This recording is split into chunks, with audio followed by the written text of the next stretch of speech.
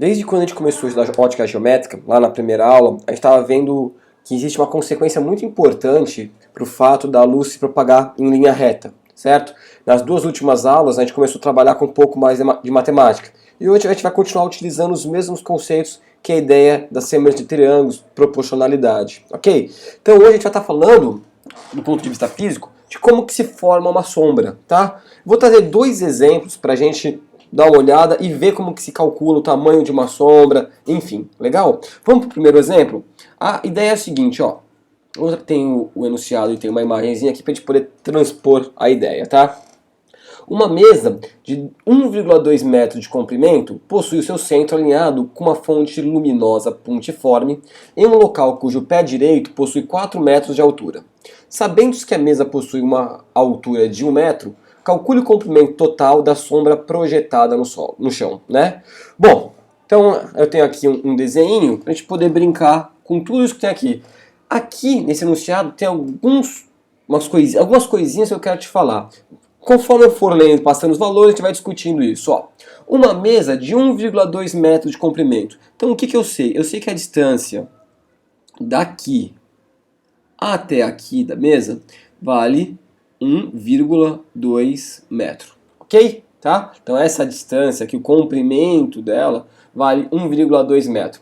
E possui o seu centro alinhado com uma fonte luminosa pontiforme. O que é isso? Por que eu quero fazer um comentário sobre o que significa pontiforme?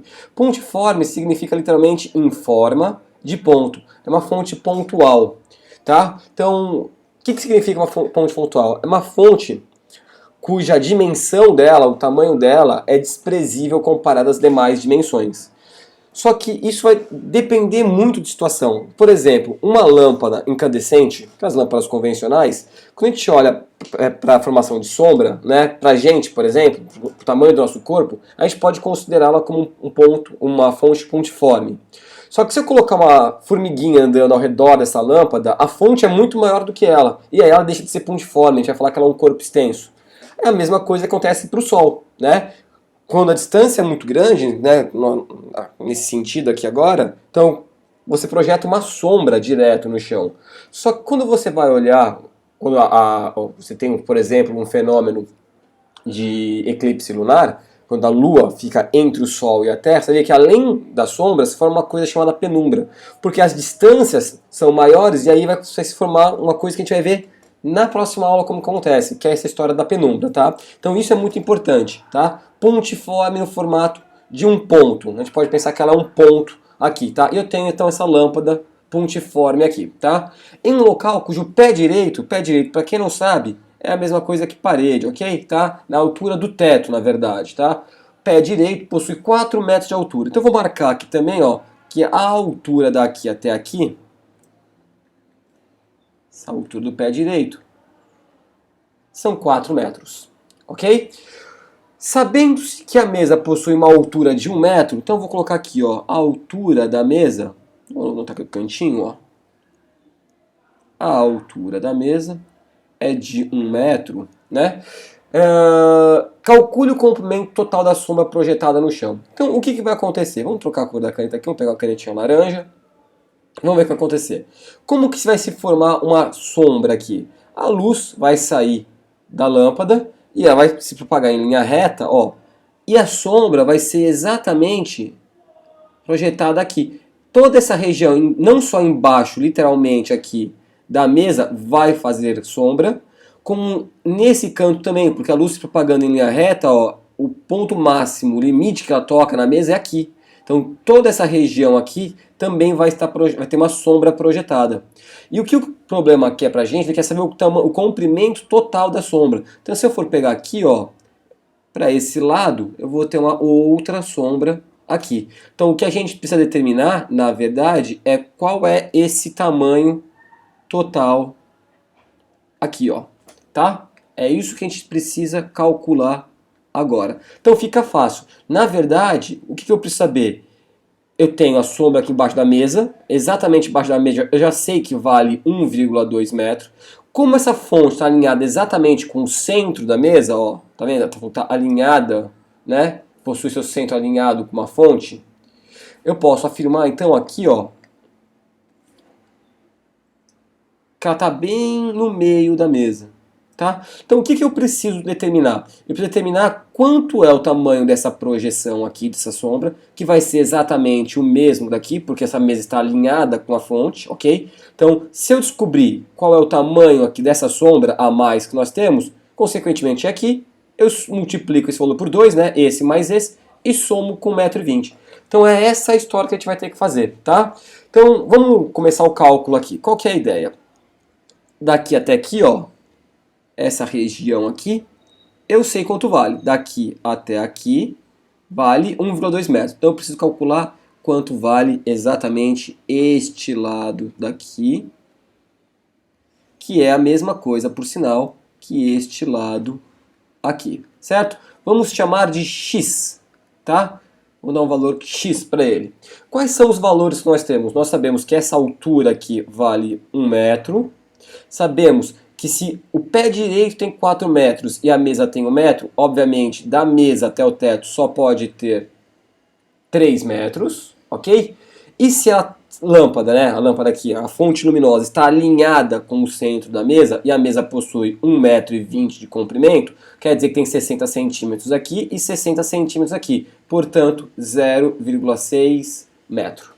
Repara que desde que eu comecei as aulas eu falo que assim, a gente tem que encontrar triângulos. E esses triângulos são semelhantes. Existem dois triângulos aqui que são semelhantes. Eu vou jogar numa corzinha um pouco mais clarinha, pra gente poder, bem chamativa, pra gente poder ver. Vamos ver como vai ficar isso daqui, pra ver se vai facilitar. Ó. Tem este triângulo, não tem não, tá vazando por aqui. Eu tenho, na verdade, vamos deixar sem isso. Eu tenho este triângulo grandão aqui, que compartilha esta reta aqui, ó, que é a hipotenusa do triângulo, com esse triângulo menor. Então, esse triângulo menorzinho aqui e esse triângulo grandão são triângulos semelhantes. Portanto, eles guardam uma proporção entre si. Ok? Tá? Como que a gente estava fazendo mesmo? Qual que é a ideia, então? Vamos montar o cálculo aqui. Se eu pegar, por exemplo, a altura de um triângulo. Eu vou desenhar esses dois triângulos para facilitar o nosso cálculo aqui. Vou pegar o triângulo grandão, que é esse daqui. Ok? E vou pegar o triângulo pequenininho, que é este daqui. E vou trazer os valores dele para cá agora, certo? Esse triângulo grandão possui uma altura de 3 metros. Deixa eu arrumar aqui. 3 metros. A base desse triângulo é de 0,6 metro. No triângulo pequenininho, a altura dele é de 1 metro. E a nossa pergunta, o que a gente precisa resolver aqui nesse momento, é a base desse triângulo. Ou seja, lembrando que semelhança de triângulo funciona assim. Se eu dividir a altura pela base, isso tem que se manter desse lado.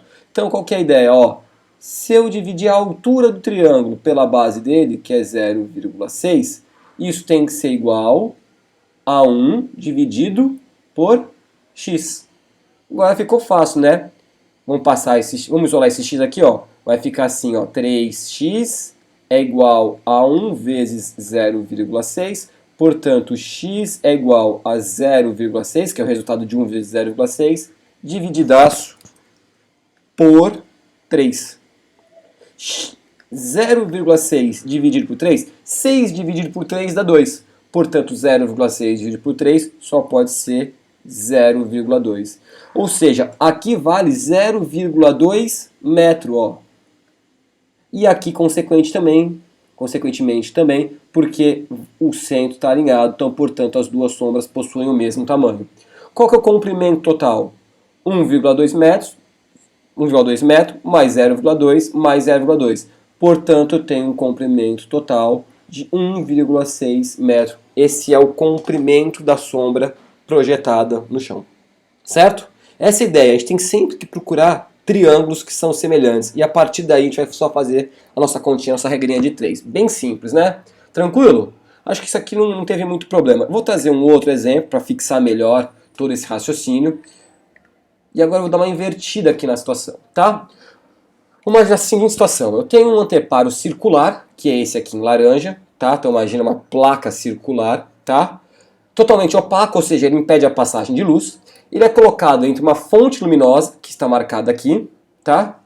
Puntiforme, novamente, já discutimos o que é isso, e uma parede. Então esse anteparo ele está entre a fonte e a parede, tá? Conforme indicado na figura abaixo, que não está abaixo, está ao lado. Tá? Determine a área da sombra projetada na parede. Como que se processa isso? Então, a ideia é a seguinte, eu vou ter aqui que a luz vai sair daqui, vai tocar o anteparo e vai projetar uma sombra que vai daqui até aqui, certo? Consequentemente, aqui tudo, ó, essa região toda, nós vamos ter uma sombra, certo? E é uma sombra circular. Claro que nós estamos vendo isso bidimensionalmente, mas se eu estivesse olhando de frente para a parede, eu estaria vendo uma circunferência, que seria a nossa sombra desse anteparo circular.